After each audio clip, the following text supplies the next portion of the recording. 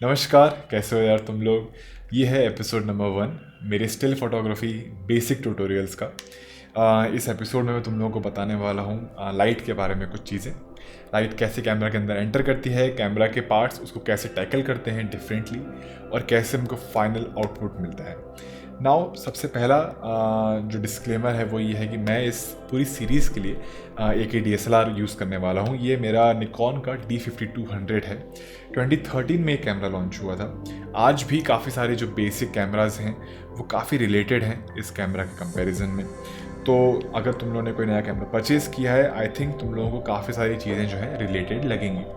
Now for the sake of simplification मैं एक DSLR को यूज़ कर रहा हूँ, मगर मैं अगले आने वाले वीडियोस में बाकी के और जो कैमरा सिस्टम्स हैं उनको भी डिस्कस करूँगा तुम लोगों के साथ, just so you know and you can then decide कि तुम लोगों को क्या परचेज़ करना है। नाउ मगर हम अगर DSLR समझ लेंगे तो बाकी सारी चीज़ों को समझने में हमें डेफिनेटली आसानी रहेगी।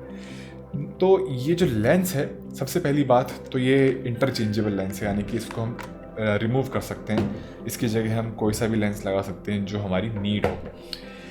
इन लेंसेज में एक फ्रंट एलिमेंट होता है सामने और एक बैक एलिमेंट होता है, यानी कि कांच के पीसेस, मगर बीच में भी बहुत सारे कॉनकेव और कॉन्वेक्स लेंसेज में लगे होते हैं, और कई बार वो पेयर्स में भी होते हैं।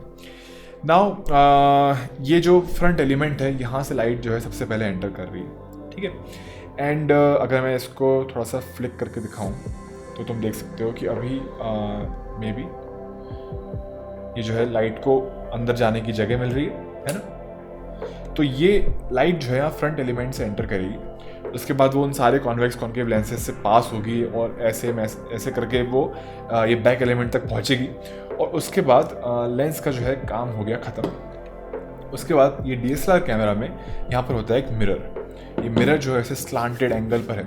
जब ये फोटॉन्स एंटर करेंगे तो यहाँ पे टकरा जाएंगे, ऊपर जाएंगे। ऊपर जाने के बाद यहाँ पर इस जगह पर कहीं पेंटाप्रिज्म है, विच मीन्स कि वो 4-5 जगह लाइट जो है रिफ्रैक्ट होके और यहाँ ऑप्टिकल व्यू फाइंडर तक पहुँचेगी, ठीक है। इस व्यू फाइंडर से आप इमेज देखोगे और फिर आप उसको क्लिक करोगे। अगर आप ये लाइव व्यू मिरर से इमेज को देख रहे हो ये स्क्रीन से, तो वो मिरर जो है ऑलरेडी फ्लिप्ड है और डायरेक्ट आपको सेंसर से फीड मिलेगी।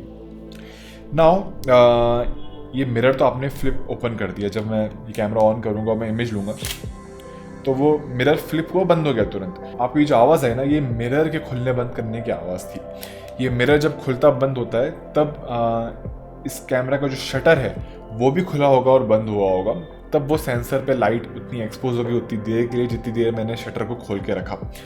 तो मिरर है किस लिए? ये पेंटाप्रिज्म के वर्क करने के लिए, ताकि आप ये ऑप्टिकल व्यू फाइंडर से इमेज को देख सको। मिरर के बाद शटर है सेंसर के ऊपर। शटर का काम होता है कि जैसे मैं आपको बताऊं, ये हमारी जो पलकें हैं वो पलकें शटर की तरह हैं। अगर मैं खोल के रखूँगा तो मुझे फीड मिलती जा रही है, अगर मैं थोड़ी देर के लिए खोल के रखूँगा, मैंने बंद कर दिया तुरंत, तो मुझे एक ग्लिम्स मिलता है। तो हम फोटोग्राफी में जनरली ग्लिम्स कैप्चर करते हैं। हम फ्रैक्शंस ऑफ सेकेंड्स में इमेज को कैप्चर करते हैं फॉर द मोस्ट पार्ट। कभी कभार हम लॉन्ग एक्सपोजर्स भी लेते हैं। हम इन सब चीज़ों के बाद में डिस्कस करेंगे। तो ये जो शटर है ये मिरर के बाद आता है। तो सबसे पहले हमने क्या समझा, ये लेंस के सारे फ्रंट एलिमेंट्स, बीच के एलिमेंट्स, बैक एलिमेंट, उसके बाद आया आपका मिरर फ्लिप ओपन हुआ, फिर शटर खुला। शटर जितनी देर के लिए खुल रहा है उतनी देर में सेंसर जो है लाइट को ऑब्जॉर्व कर रहा है और उसको रिकॉर्ड कर रहा है, ठीक है। ये सब चीज़ें बहुत सिंपल है। नाउ ये जो सेंसर है इसमें मिलियंस में पिक्सल्स होते हैं। तो जैसे ये जो मेरा कैमरा है ये 24 मेगापिक्सल का कैमरा है। जो मेरा R5 है कैनन का वो 45 है। फ़ोन्स में 108 पता नहीं कितने कितने मेगापिक्सल्स तक के कैमराज आजकल बन रहे हैं मार्केट में। तो ये जो 24 MP कैमरा है इसमें 24 मिलियन पिक्सल्स हैं। एक एक पिक्सल पर बहुत सारी चीज़ें अटैच्ड होती हैं। तो पिक्सल्स में सबसे पहले तो होता है आपका एक माइक्रो लेंस, माइक्रो क्योंकि वो माइक्रोस्कोपिक है ना। एक पिक्सल को आप नेकेड आई से नहीं देख सकते ऑब्वियसली। तो ये जो माइक्रो लेंस है इसका पर्पस ये है कि ये जो लाइट आ रही है लेंस के थ्रू होते हुए, ये अभी तक वाइट लाइट है, इसमें कोई कलर नहीं है, तो हम कलर नहीं देख पा रहे हैं अभी।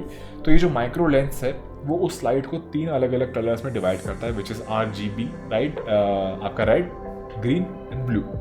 तो ये RGB में लाइट कन्वर्ट हो गई।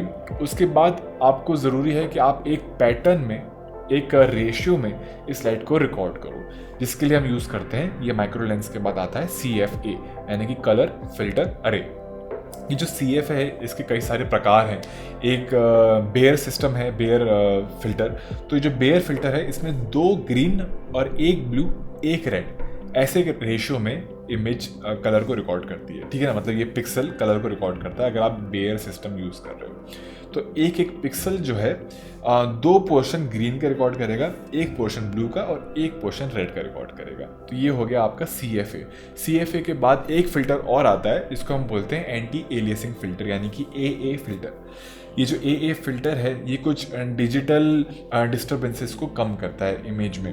जैसे कि तुमने देखा होगा, अगर कोई बंदा किसी वीडियो में बहुत बारीक बारीक लाइंस पहना हुआ है या फिर बहुत पतले पतले चेक्स पहना हुआ है, तो वो वहाँ पे हल्का सा ऐसा मोयर सा क्रिएट होता है। वो एक डिजिटल आर्टिफैक्टिंग है जिसको हम नहीं देखना चाहते हैं जनरली, इसलिए हम AA फिल्टर को यूज़ करते हैं। नाउ इन चीज़ों को ट्रीट करने के लिए जो है कैमरा थोड़ी सी शार्पनेस पे कॉम्प्रोमाइज़ कर देता है। तो जिन कैमराज में AA फिल्टर नहीं होता है वो कैमराज थोड़े से एक्स्ट्रा शार्पर होते हैं। इस AA फिल्टर के बाद हमारा सेंसर जो है वो बेसिकली इस लाइट के डेटा को जो अब कलर में कन्वर्ट हो चुका है इसको डिजिटल में कन्वर्ट करता है चिपसेट का यूज़ करके। तो चिपसेट जितना फास्ट होगा ये प्रोसेस उतनी ज़्यादा तेज़ होगी, उतनी ज़्यादा इमेजेस हम 1 सेकंड में और लगातार ले पाएंगे, ठीक है।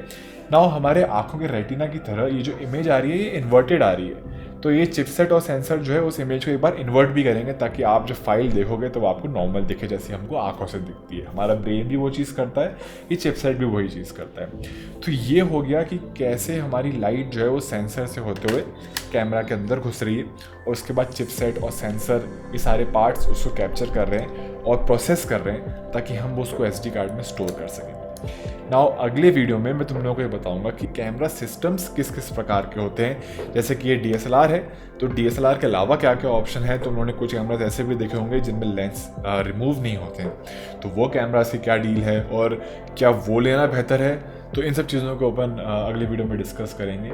तब तक के लिए लाइक कर देना, कमेंट कर देना वीडियो को। अगर तुम लोग इस सीरीज़ को एंजॉय कर रहे हो तो प्लीज़ थोड़ा सा मुझे भी हेल्प करो। मैं चाहता हूँ कि ये वीडियो ज़्यादा से ज़्यादा लोगों तक पहुँचें जो हिंदी में ये कंटेंट देखना चाहते हैं, जिनको मोटिवेशन भी मिले, जिनको हेल्प भी मिले अपनी फ़ोटोग्राफी को बेटर इम्प्रूव करने के लिए। क्योंकि जब मैं यूट्यूब पे वीडियोस देख रहा था मैंने इंग्लिश में देखे, और अगर शायद कोई हिंदी में बना रहा होता मैं हिंदी में देखना प्रेफर करता क्योंकि वो मेरी नेटिव लैंग्वेज है।